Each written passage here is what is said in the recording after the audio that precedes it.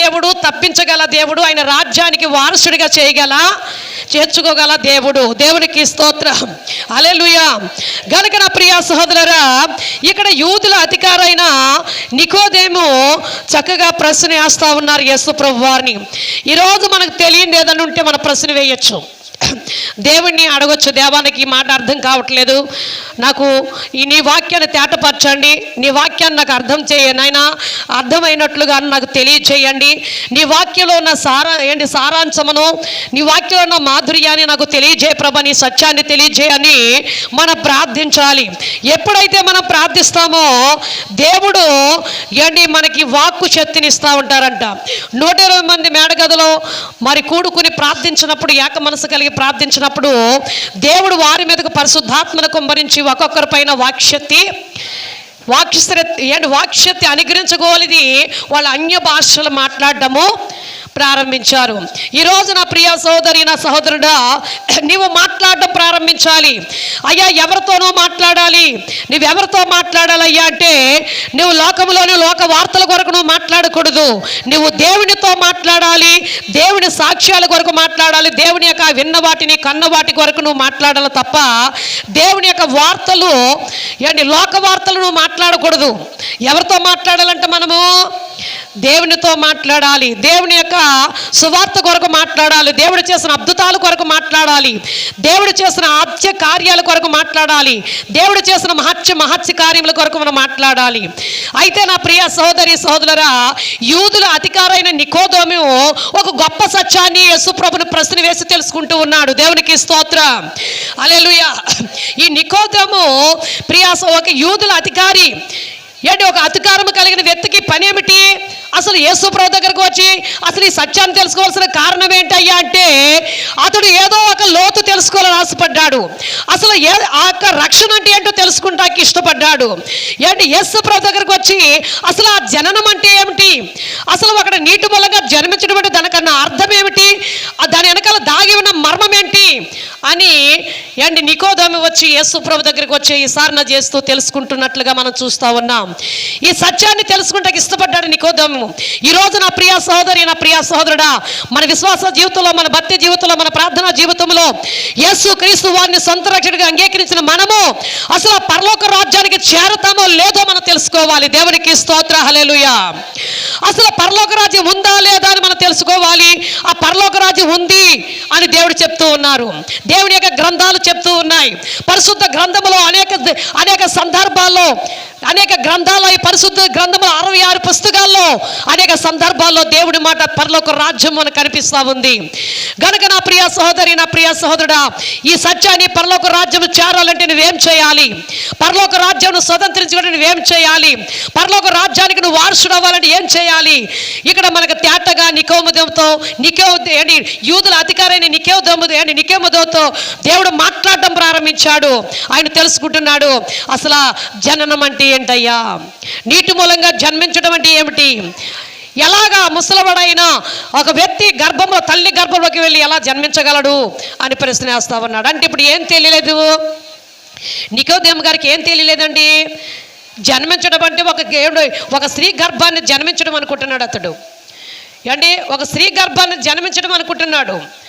కానీ రక్షణ పొందిన ప్రతి ఒక్కరు కూడా తన పాపాన్ని విడిచిపెట్టి యేసుక్రీస్తును సొంత రక్షకుడిగా అంగీకరించిన ప్రతి బిడ్డ, మారు మనసు పొందిన వారు ప్రతి ఒక్కరు కూడా నీటి మూలంగా జన్మించడానికి దైవజనుల దగ్గరకు వచ్చి అంటారు, అయ్యా మాకు రక్షణ ఇవ్వండి, నేను బాప్టిస్మం పొందేస్తాను, అయ్యా ఈరోజు నాకు బాప్టిస్మం ఇచ్చేయండి.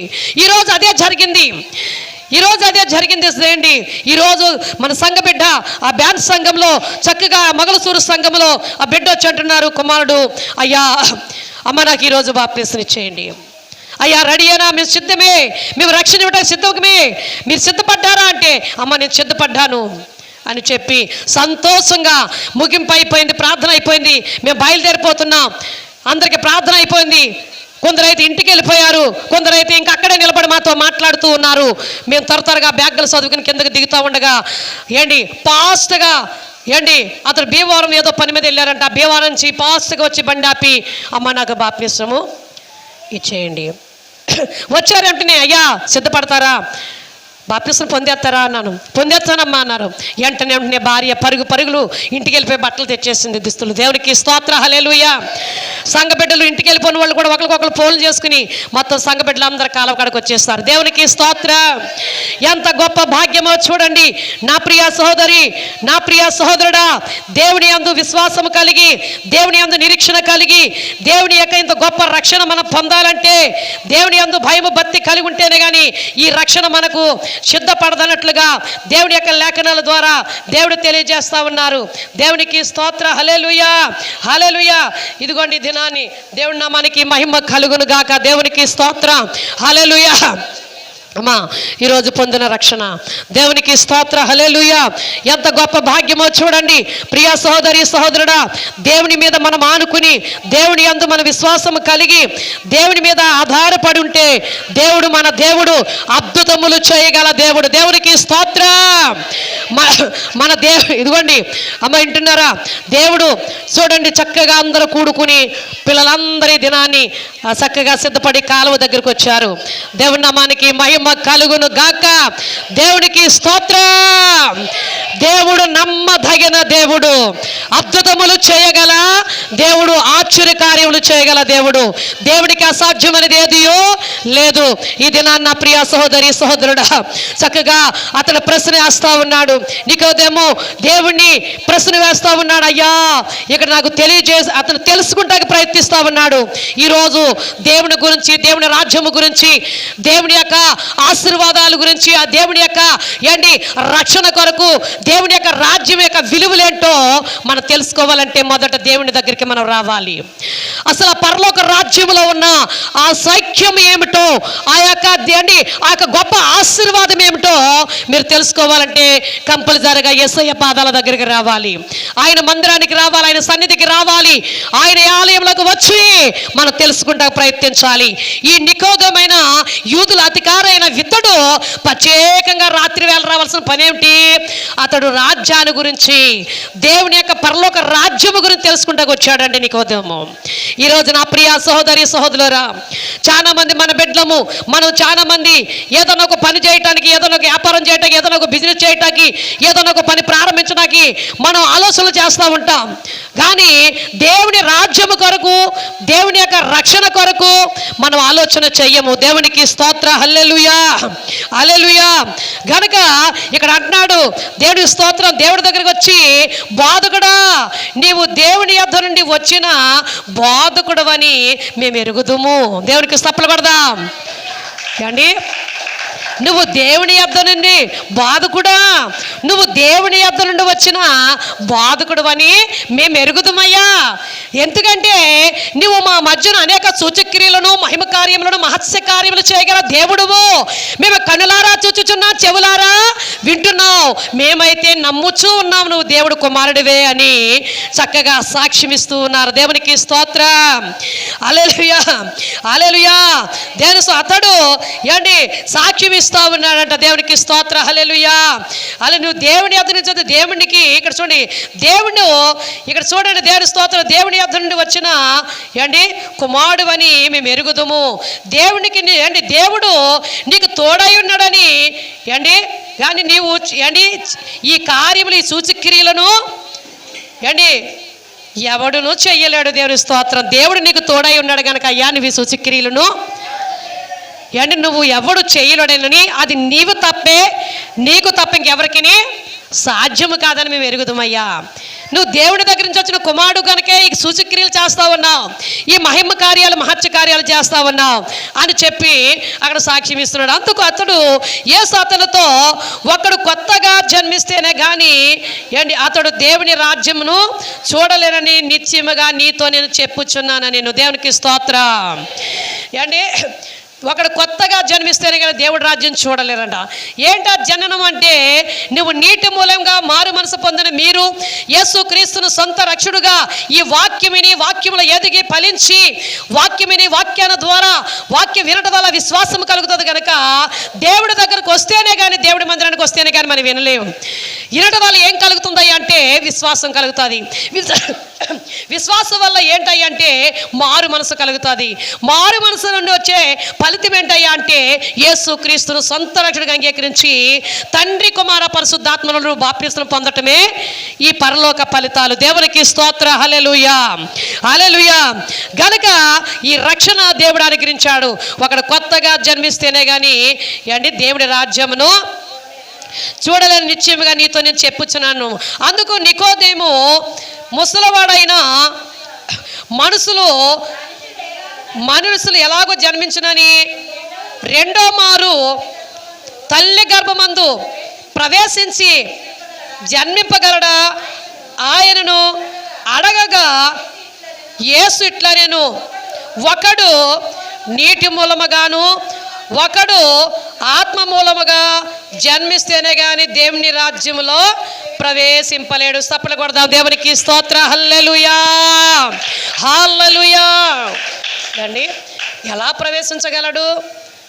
తల్లి గర్భంలో ఎలా ప్రవేశించగలడంటే లేదు నా కుమారుడా నికోదేం, అలా కదయ్యా, ఒకడు నీటి మూలంగాను ఒకడు ఆత్మ మూలంగా జన్మిస్తేనే కానీ పరలోక రాజ్యంలో ప్రవేశించలేడయ్యా.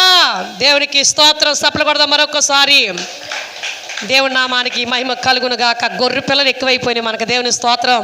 ఇంకా విస్తరించును గాక గొర్రె పిల్లలు. ఇంకా లేని వారికి గొర్రె పిల్లలు ఇంకా పుట్టును గాక. దేవునికి స్తోత్రం. హల్లెలూయా. దేవుడు ఒక్కొక్క గొర్రె, మన సంఘంలో ఇంకొక గొర్రె పెరిగి ఇంకొక గొర్రె లెక్కలోకి వచ్చేసింది. ఎవరి గొర్రె? మన మదిగారు మనవరాలు. దేవునికి స్తోత్రం. ఇంకొక గొర్రె పిల్ల. దేవునికి స్తోత్రం. ఎంత గొప్ప భాగ్యం. మన కీర్తన కూడా దేవుడు చక్కగా ఒక చిన్న గొర్రె పిల్లని దేవుడు ఇవ్వాలి. దేవునికి స్తోత్రం. హల్లెలూయా. ఈ ఆనందం ఎక్కడ దొరుకుతుందయ్యా అంటే దేవుని దగ్గర తప్ప ఈ లోకంలో ఎక్కడ ఈ లోకంలో మనకు దొరకదు. ప్రియా సహోదరులారా, సంతాన అభివృద్ధి పొందాలన్నా, ఐశ్వర్య అభివృద్ధి పొందాలన్నా, ఐశ్వర్యం పొందాలన్నా, సిరి యొక్క ఐశ్వర్యం పొందాలన్నా ఈ సిరంతా ఎక్కడ దొరుకుతుంది అయ్యా అంటే దేవుని దగ్గర తప్ప ఈ లోకంలో.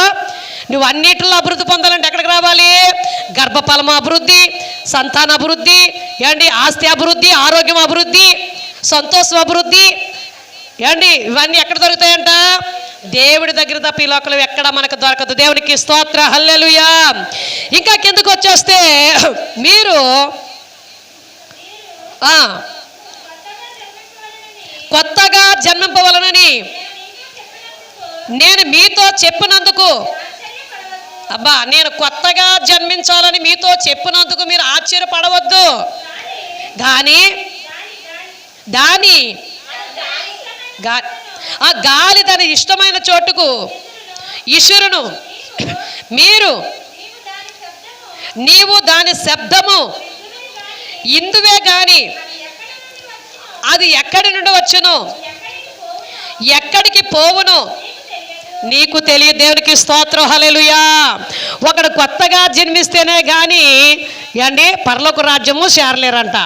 కొత్తగా జన్మించడం అంటే ఏమిటి? ఒకడు నీటి మూలంగా ఆత్మ మూలంగా జన్మించాలి, పరలోక రాజ్యానికి వారసులు అవ్వాలి. అయితే గాలి ఎక్కడి నుంచి వచ్చునో ఆ శబ్దం ఎక్కడి నుంచి వచ్చునో మళ్ళీ తిరిగి ఎక్కడికి గాలి తిరిగి వెళ్ళినో అది ఎవరికి తెలియదంట. అయితే దేవుడు ఈ రక్షణ ఎందుకయ్యా, ఒకడు కొత్తగా ఎందుకు జన్మించాలయ్యా, ఎందుకు మారు మనసు పొందిన ప్రతి వ్యక్తి కూడా నమ్మి బాప్తిస్మం ఎందుకు పొందాలి, ఒకడు కొత్తగా నీటి మూలంగా ఎందుకు జన్మించాలి అయ్యా అంటే, ప్రియా సోదరా, గాలి ఎక్కడి నుంచి వచ్చిందయ్యా అంటే దేవుని యొద్ద నుంచి గాలి వచ్చినట్లే. ఆ శబ్దం ఎక్కడి నుంచి వస్తుందో, ఆ గాలి ఎక్కడి నుంచి వస్తుందో మనకు తెలియదు. అలాగే మనలో ఉన్న దేవుని ఆత్మ ఇది ఎక్కడి నుంచి వస్తుందో ఎక్కడికి వెళ్ళిపోతుందో కూడా మనకి తెలియదంటండి. ఒకటి మట్టికి తెలుసు, నరుడు ఆత్మ యెహోవా పెట్టిన దీపం అన్నమాట తెలుసు. ఇది ఎప్పుడు వెళ్ళిపోతుందో ఎప్పుడు వస్తుందో మనకి ఎప్పుడు వస్తుందో ఎప్పుడు వెళ్ళిపోతుంది ప్రాణము ఎవరికి గాలి తెలియదు. ఈ శబ్దం ఎవరికి తెలియదు. ఈ గాలి ఎక్కడి నుంచి వస్తుందో, ఎటు నుంచి వస్తుందో, ఎటు నుంచి వెళ్ళిపోతుందో మనకి ఎలాగ తెలియదో, అలాగే మన ప్రాణము కూడా ఎప్పుడు వెళ్ళిపోతుందో ఎప్పుడు వస్తుందో కూడా మనకి తెలియదు. గనక ఈ నీటి మీద బుడగ లాంటిది, తాసు మీద దులు లాంటి ప్రాణాన్ని, ఈ యొక్క ఆయుస్సును, ఈ దీపాన్ని చాలా జాగ్రత్తగా కాపాడుకుని ఆ పరలోక రాజ్యానికి చేరి ఆ నిత్య రాజ్యానికి మనం వారసులు అవటానికి ఈ రక్షణ, ఈ నూతన జననము ఎందుకయ్యా అంటే ఈ నీటి మూలంగా నువ్వు ఎందుకు జన్మించాలంటే ఆ పరలోక రాజ్యానికి వారసులు అవటానికి. దేవునికి స్తోత్ర, హల్లెలూయా. నువ్వు నీటి మూలంగా ఎందుకు జన్మించాలయ్యా అంటే పరలోక రాజ్యానికి వారసులు అవటం. దేవునికి స్తోత్రం. ఈ దినాన్ని సహోదరులు, బాప్తిస్మం పొందిన సహోదరులు, అయ్యా ఈరోజు మాకు చాలా సంతోషంగా ఉంది, అనేక సంవత్సరాల నుంచి మీకు ప్రార్థన చేస్తున్నాం మీ గురించి మీరు రక్షించబడాలని, ఇప్పుడు వచ్చి బాప్తిస్మం ఇచ్చేయమ్మా అన్నారు. మాకు చాలా సంతోషంగా ఉంది. సంఘానికి సంతోషం, మాకు సంతోషం, దేవునికి సంతోషం, దేవదూతలకు సంతోషం, ఏంటి గ్రామానికి సంఘానికి సంతోషం, మీ భార్యకు సంతోషం, మీకు సంతోషం. అంటే ఆయన ఏమన్నాడు తెలుసా? అమ్మా మీ అందరికంటే నాకే సంతోషం. దేవునికి స్తోత్రాలు కూడా దేవుని నామమున మహింపర్దాం. ఏండి మీ అందరికంటే నాకే సంతోషం అన్నారు. నేను చాలా ఆశ్చర్యపడ్డాను. ప్రియా సహోదరి సహోదరులారా, మేము ఇడిచిన ఈ కన్నీరు, ఈ 14 సంవత్సరాలు ఇడిచిన కన్నీరు వారి కొరకు. వారి భార్య ఏం చేసేవారు తెలుసమ్మా? అరిగి మీద ఆరాధన నడుపుతూ ఉండగా నేను వాక్యంలో లేచినప్పుడు దబేలను తలిపేసేదామి. నేను వాక్యం చెప్తా ఉండగా దబేలను తలిపేసేది. ఏడ్చి ప్రార్థన చేశాను. ఉపవాసం ఉండి ఆవిడ గురించి ప్రత్యేకంగా ఉపవాసం ప్రార్థన చేశాను. దేవుడు అద్భుతమైన మెరాకాలు, అద్భుతమైన కార్యం చేశాడు. నేను ప్రార్థన చేస్తున్న నెల తిరగకుండా తాను దేవుడి మందిరానికి వచ్చి కూర్చుని దేవుని ఆరాధించడం ప్రారంభించింది. దేవునికి స్తోత్ర, హల్లెలూయా. ఒకే రోజున తన కుమారుడు ఆ తల్లి ఇద్దరు రక్షించబడిపోయారు. దేవునికి స్తోత్రం.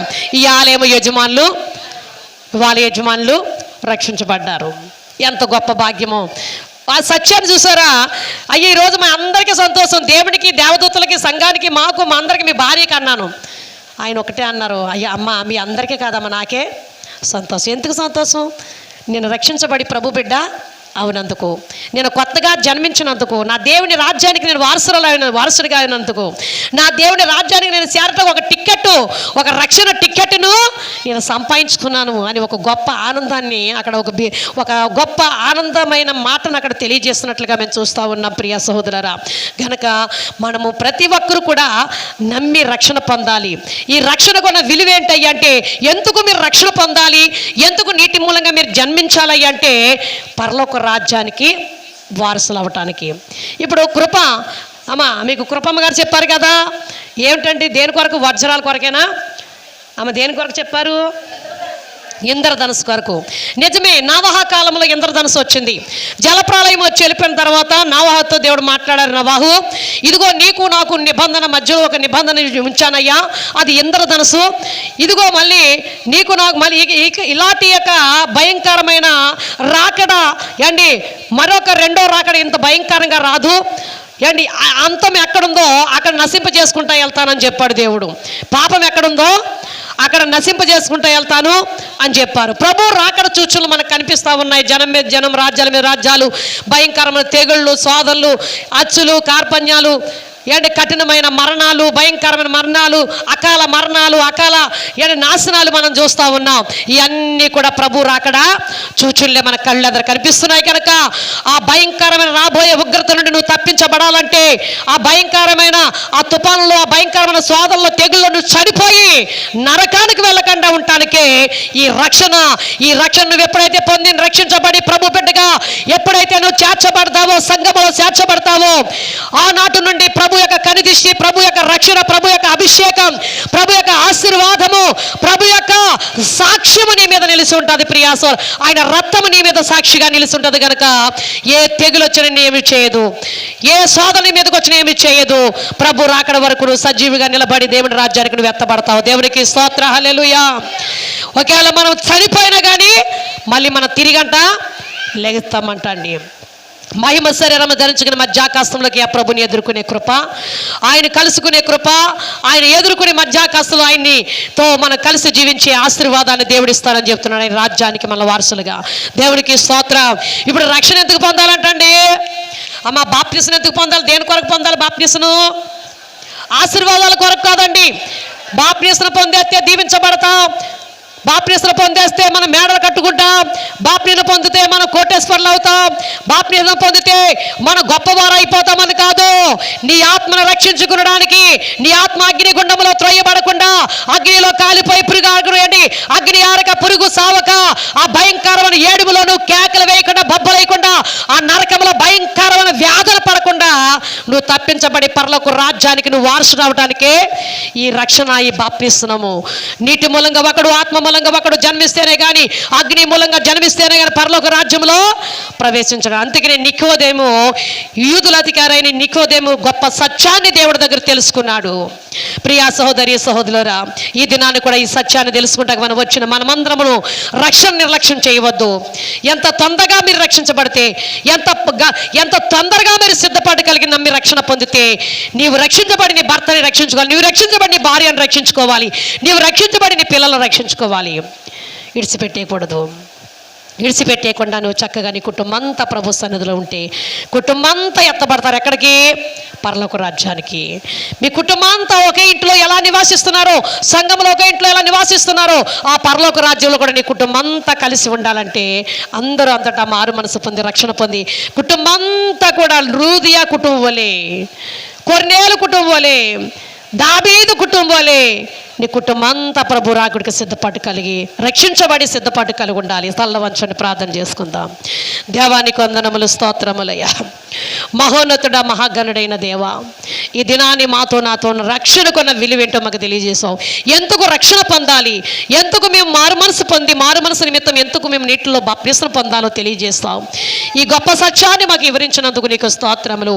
ఆనాడు నాయన నికోదేము తెలుసుకున్నారు, ఈరోజు మేము కూడా తెలుసుకుని అట్టి ప్రకారం నడుచుకుంటానికి మేము కూడా విశ్వాసంలో నాయన, మా సంఘ బిడ్డలు కూడా విశ్వాసంలో బలపడి, ఇంకా రక్షణ లేని వారు ఉంటే, ఇంకా నాయన మారు మనసు లేని వారు ఉంటే, ఇంకా వాయిదాలు వేసేవారు ఉంటే, చక్కగా వారు కూడా విని నమ్మి బాప్తిస్మం పొంది నీ సంఘములో నీ సాక్షిగా, నీ రాజ్యానికి వారసులుగాను, నీ పరసంబంధమైన ఆశీర్వాదాలకు వారసులుగా చేయమని నజరేయుడైన యేసు నామములో ఈరోజు ఎత్తబడిన వాగ్దానం నీ బిడ్డల హృదయంలో పదంతలు, ముప్పదంతలు, నూరంతలుగా ఫలించి అభివృద్ధి పొందును గాక.